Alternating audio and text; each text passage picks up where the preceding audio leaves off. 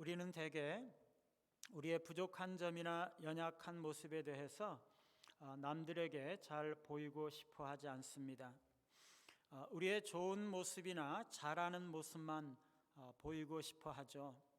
그래서 가급적이면 우리의 부정적인 면에 대해서는 감추고 긍정적인 면만을 다른 사람들에게 보이고 싶어 하는 것입니다.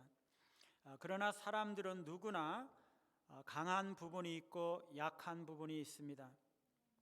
긍정적인 부분과 부정적인 부분을 다 함께 가지고 있는 것이죠. 많은 사람들이 자신의 실수나 약점을 감추기 위해서 심지어 거짓말을 하는 경우도 있는데, 이렇게 지나치게 자신의 부족함과 연약함을 감추려고 하는 것은 아직 그 부분에 대해서 극복하지 못한 열등감이나 부정적인 자아상이 있음을 드러내고 있는 것입니다.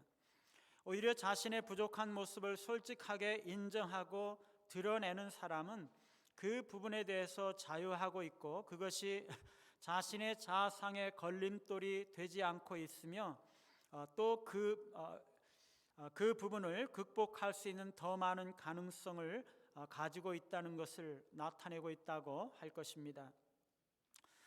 예수님은 우리의 연약함과 부족함에 대해서 긍휼히 여기면서도 우리가 그것을 직면하기를 원하시고 계십니다.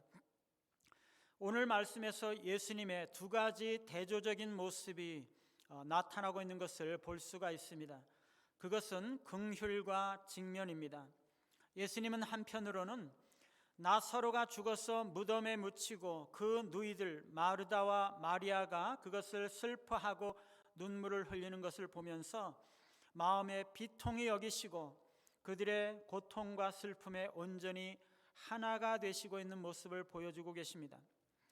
그러나 또 다른 한편으로는 그들에게 그들의 슬픔과 고통을 직면하게 하시는 엄격함과 준엄함을 또한 보이시고 계시는 것입니다. 우리 주님은 마르다에게 돌을 옮겨 놓으라 라고 명령하고 계시는 것이죠. 그 돌로 입구를 막고 있는 무덤의 내부에는 냄새나고 부패한 시신이 들어있었으므로 마리아와 마르다에게는 그것을 다시 들여다본다는 것이 너무나 큰 고통이었습니다. 심지어 사람들에게 그것을 내어 보이는 것은 너무나 큰 고통이었던 것이죠. 그런데 예수님은 돌을 옮겨 놓으라고 말씀하시는 것이죠. 우리가 얼핏 보기에는요, 이러한 예수님의 긍휼과 직면이 서로 상반되는 듯하지만 사실은 통합된 예수님의 성품의 두 가지 단면인 것입니다. 예수님은요, 공생의 기간 동안 여러 번에 걸쳐서 그러한 대조적인 모습을 보여주셨습니다. 예수님은 베데스다 연못의 병자를 고쳐주셨는데, 그리고 나서 바로 보라 내가 나았으니 더 심한 것이 생기지 않게 다시는 죄를 범치 말라 말씀하시면서 그의 죄를 상기시키셨습니다. 가늠하다 잡힌 여인이 돌에 맞아 죽지 않도록 보호하신 예수님께서는 그 여인에게 나도 너를 정죄하지 아니하노니 가서 다시는 죄를 범치 말라 말씀하시면서 역시 그에게 그의 죄를 상기시키는 말씀을 하셨던 것이죠. 우물가의 여인과 대화를 나누신 예수님께서는 내 남편을 불러오라 말씀하시면서 그녀의 문란한 생활을 들추어 내셨습니다. 그리고 예수님은 예수님을 찾아와 영생에 대해서 물었던 부자 청년 관원을 보시고 그를 깊이 사랑하셨지만 또 그를 향해 내게 아직도 한 가지 부족한 것이 있으니 가서 내게 있는 것을 다 팔아 가난한 자들에게 주라. 그리고 와서 나를 쫓으라 말씀하시면서 그의 부족한 것을 직면하게 하셨습니다. 우리 예수님은요, 죄인들을 불쌍히 여기시면서 치료해 주시고 용서해 주시고 구원하여 주셨지만은요, 그와 동시에 그들에게 자신들의 죄와 부끄러움들을 직면하게 하시고 그것을 드러내도록 하신 것이죠. 예수님의 이러한 긍휼과 직면은 서로 상반된 것이 아닙니다. 그것은 둘 다 예수님의 사랑의 표현입니다. 눈물과 긍휼이 그분의 공감적인 사랑을 보여주는 것이라면, 직면은 그분의 그 사랑의 깊이를 보여주시는 것이죠. 하나님의 사랑은요, 우리의 슬픔을 위로하실 뿐만 아니라 우리의 죄를 직면하시는 것입니다. 우리의 죄를 직면하게 하시고 그것을 용서해 주시는 사랑이시죠. 그래서 주님은 돌을 옮겨 놓으라, 그렇게 말씀하시는 것입니다. 그런데 마르다는요, 예수님의 명령에 이의를 제기하고 있습니다. 주여, 죽은 지가 나흘이 되었음에 벌써 냄새가 나나이다. 마르다는요, 사실상 예수님께서 말씀하시는 대로 하지 않는 것이 좋겠다고 말하고 있는 것입니다. 여러분, 마르다에게 자신의 그 부패하고 냄새나는 부분을 감추고 있는 돌을 치우는 것이 얼마나 불쾌하고 고통스러운 과정이겠어요. 우리의 상처와 치부를 드러내고 그것을 다른 사람들에게 보이는 것은 너무나 고통스럽고 수치스러운 일입니다. 우리는 우리의 약한 모습, 부족한 모습을 남들에게 보이고 싶어 하지 않습니다. 그래서 가급적이면 그런 모습을 감추고 사는 것이죠. 많은 사람들은요, 종종 사회적인 지위나 직분이라는 가면 속에 자신의 약하고 부족한 모습을 감추기도 합니다. 심지어 우리 자신도 그런 우리의 그 수치를 직면하고 싶어 하지 않는 것입니다. 어쩌다 남들이 그런 문제를 언급하고자 하면 그 일은 언급하지 않는 게 좋을 것 같습니다. 그것을 이야기하면 너무나 상처가 됩니다. 차라리 그것은 있는 것이 낫습니다. 그 문제만큼만은 그냥 덮어두고 싶습니다. 그 문제를 꺼내는 것은 전혀 도움이 안 됩니다. 그렇게 말하는 것이죠. 그런데 예수님은요, 우리가 가진 그 부끄럽고 수치스러운 그것을 이미 알고 계세요. 그것을 상기시키거나 말을 꺼내는 것이 너무나 큰 고통이 되는 것을 예수님은 이미 알고 계세요. 그런데도 왜 예수님은 돌을 치우라고 명령하고 계실까요? 오늘 우리가 읽은 죽은 나사로가 다시 살아나는 이 이야기는요, 예수님께서 십자가에 못 박히시고 돌아가시고 나서 다시 살아난 지 약 10일 정도 전에 일어났던 사건입니다. 나사로의 이 소생은요, 예수 그리스도의 부활을 예표하기 위해서 이루어진 하나님의 역사인 것입니다. 나사로가 살아난 것은 그리스도께서 부활이요 생명이신 것을 증거하고, 또 그리스도께서 부활하실 것뿐만 아니라 마지막 날에 모든 성도들이 그와 함께 부활할 것을 가르치고자 하는 목적이 있는 것입니다. 마태복음 28장에서 예수 그리스도께서 부활하시는 날 아침에 여인들이 예수님의 무덤에 찾아갔을 때 그들은 천사가 무덤의 돌을 굴려내고 그 위에 앉아 있는 것을 발견했습니다.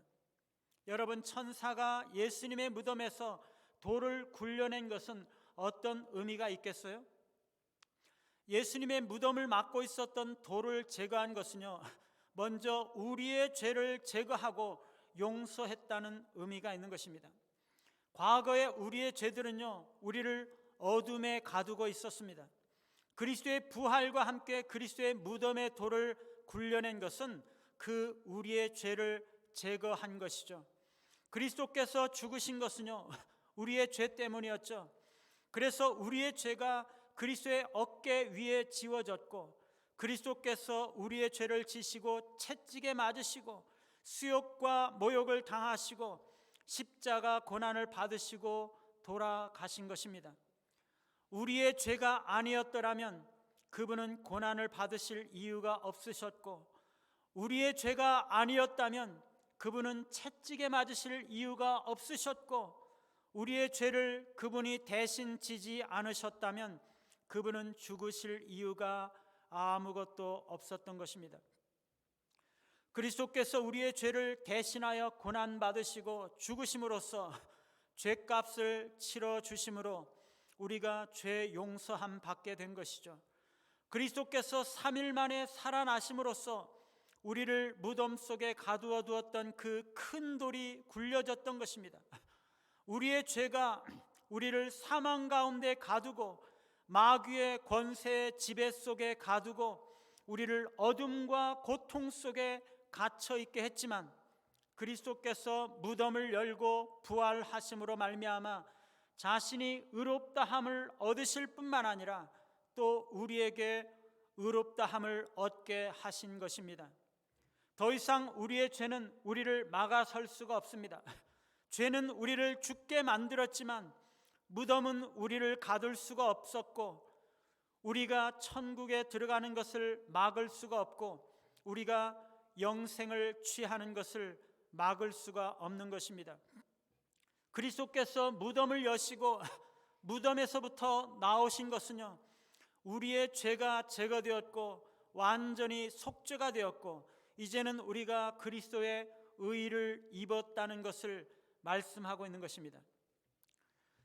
뿐만 아니라 무덤에 돌이 굴려진 것은요, 원수의 권세가 깨뜨려졌다는 것을 상징합니다. 그리스도께서 부활하심으로 무덤의 문을 막고 있었던 돌이 굴러짐으로 말미암아 무덤의 문이 열렸습니다. 그리스도를 영원히 무덤에 가두려고 했던 원수의 감옥문이 제거됨으로써 그리스도께서는 거기서부터 걸어 나오신 것이죠. 무덤은 그리스도를 받아둘 수가 없었던 것입니다. 무덤은 영원히 그리스도를 가두어 둘 수가 없었습니다. 그리스도는 썩음을 당하지 아니하시고 무덤에서부터 살아나셔서 걸어 나오신 것이죠. 그리스도를 무덤에 가두어 두는 돌을 굴려버린 것은 그리스도께서 지옥의 빗장을 여시고 지옥 문을 제거하신 것과 같은 것입니다. 지옥의 문을 완전히 뿌리째 뽑아버리시고 제거하신 것이죠. 그래서 죽음의 요새가 드러나고 지옥의 바닥이 드러나고 지옥의 방벽이 완전히 무너져서 이제는 그것이 우리에게 아무런 힘도 없는 폐허가 되어버리고 말았던 것입니다. 그리스도께서 무덤의 문을 여셨으므로 우리도 무덤에서부터 걸어 나올 수가 있게 된 것이죠. 그리스도께서 무덤에서부터 걸어 나오신 것처럼 우리도 거기서부터 걸어 나오게 될 것입니다. 그리스도는 죽음의 빗장을 벗기시고 그것을 다 부수어 버리심으로써 무덤이 우리를 가둘 수가 없게 하신 것입니다. 그러므로 원수의 요새인 무덤이 더 이상 우리를 가둘 수가 없습니다. 왜냐하면 그리스도께서 부활하심으로써 돌을 치우시고 무덤의 문을 여셨기 때문입니다. 사랑하는 여러분, 나사로의 무덤에서 왜 돌을 치워야 하는 것입니까? 예수 그리스도께서 무덤에서 부활하신 것처럼 우리도 부활하기 위해서입니다. 그리스도께서 부활하심으로 말미암아 우리를 위하여 얻으신 대속의 은혜와 능력이 우리에게 적용이 되고 우리의 죄와 부패로 인해서 원수가 우리를 향해서 획득했던 우리를 향한 감금과 속박과 지배의 권세가 깨뜨려졌음을 선포하기 위한 것이죠. 돌을 옮겨야 죽은 나사로가 무덤에서 살아나 밖으로 나올 수가 있는 것입니다. 우리는요, 수치스럽고 고통스러운 것들을 우리 내면에 묻어둔 채 살아갈 때가 너무나 많습니다. 그것을 생각하는 것조차 너무나 고통스럽고 힘듭니다. 그렇기 때문에 우리는 그것을 그냥 덮어두고 그것을 다시는 보지 않으려고 하고 다시 생각하지 않으려고 하는 것입니다. 그러나 그것은요, 우리의 죄와 수치를 무덤 속에 간직하고 있는 것이고 원수의 지배와 속박과 어둠 가운데 우리가 머물러 있는 것을 의미하는 것입니다. 빛이 들기 위해서는요, 돌을 치워야 되는 것입니다. 부활과 새 생명의 빛을 비추기 위해서는 돌을 제거해야 하는 것입니다. 빛이 없이는요 진리도 없고 새 생명도 없어요.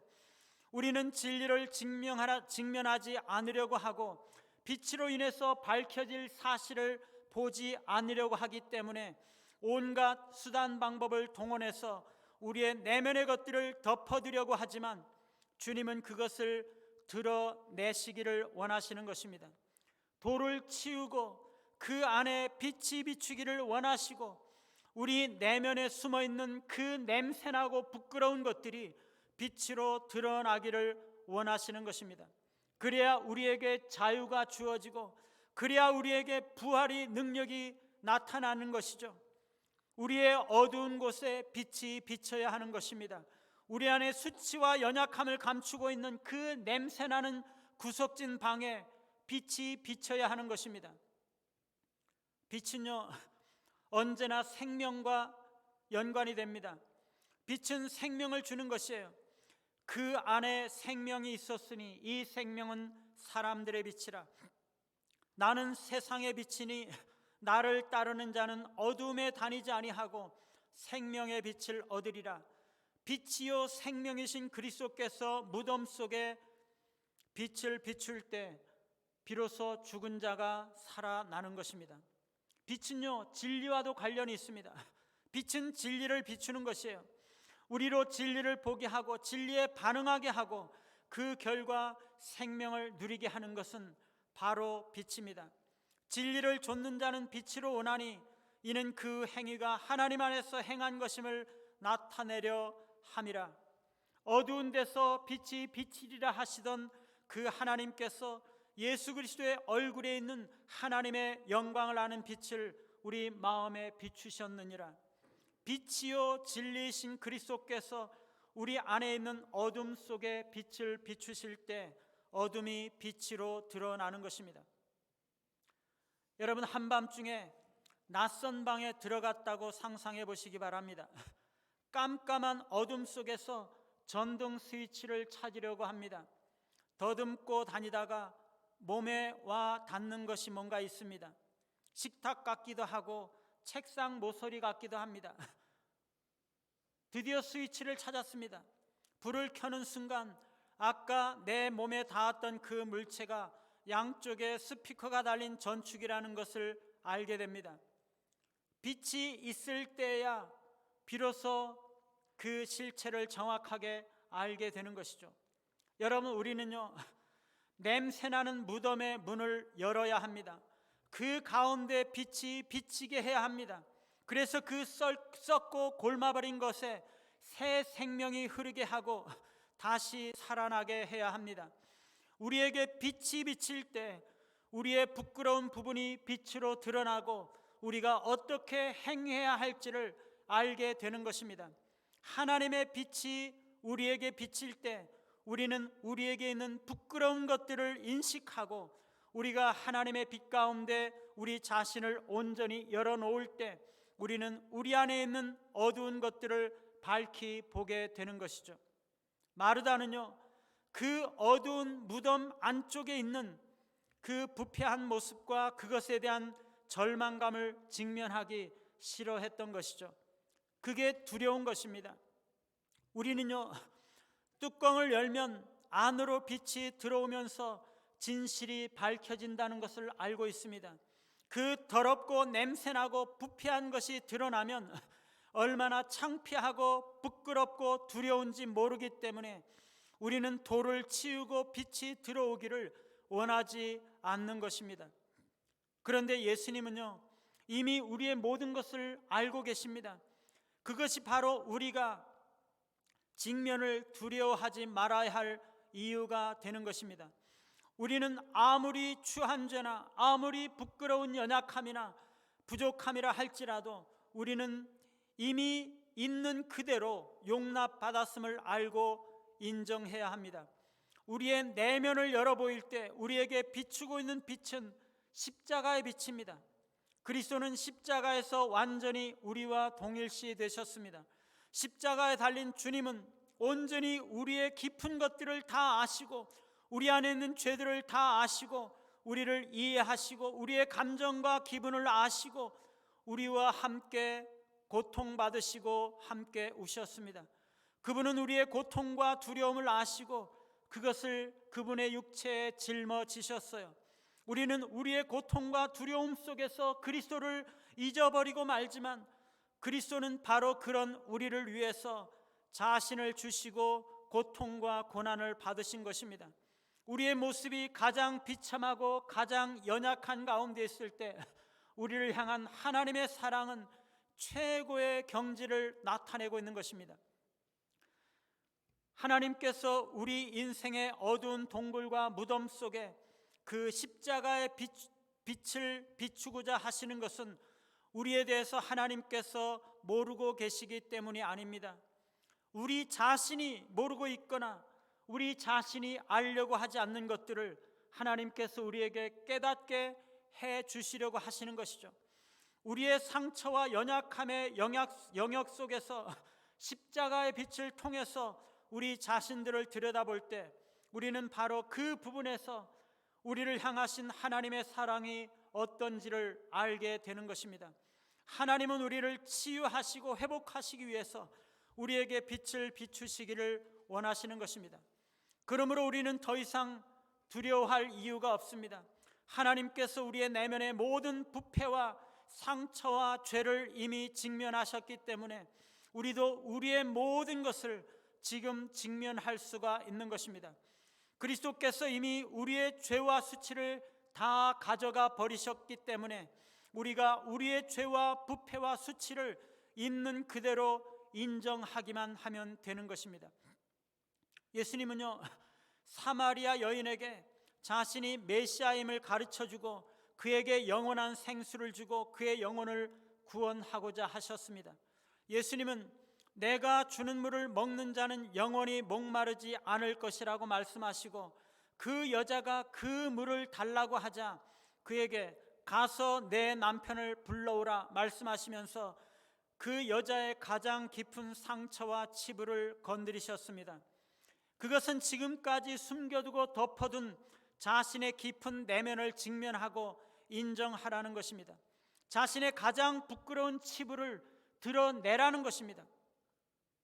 요한복음 9장에 보면은요, 예수님은 날 때부터 소경된 자에게 내가 세상에 있는 동안에는 세상의 빛이로라 말씀하시고 땅에 침을 뱉어 진흙을 이겨서 그의 눈에 바르시고 실로암 못에 가서 씻으라고 말씀하셨습니다.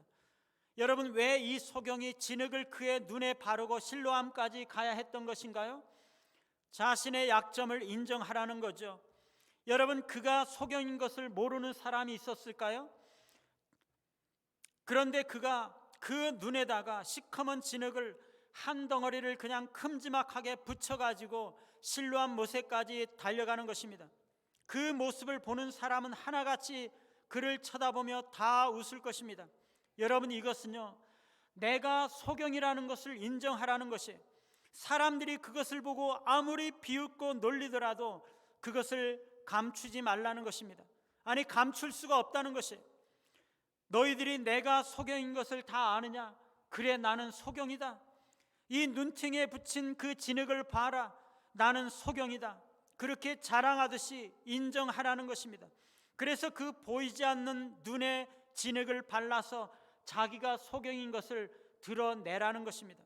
자기 안에 있는 어떤 더러운 죄든지, 내 안에 불행이나 상처나 아픔이나 열등감이나 어떤 고통이 있을지라도 그것을 있는 그대로 드러내고 인정하라는 것입니다. 그때 그것이 깨끗이 씻김받게 되기 때문입니다.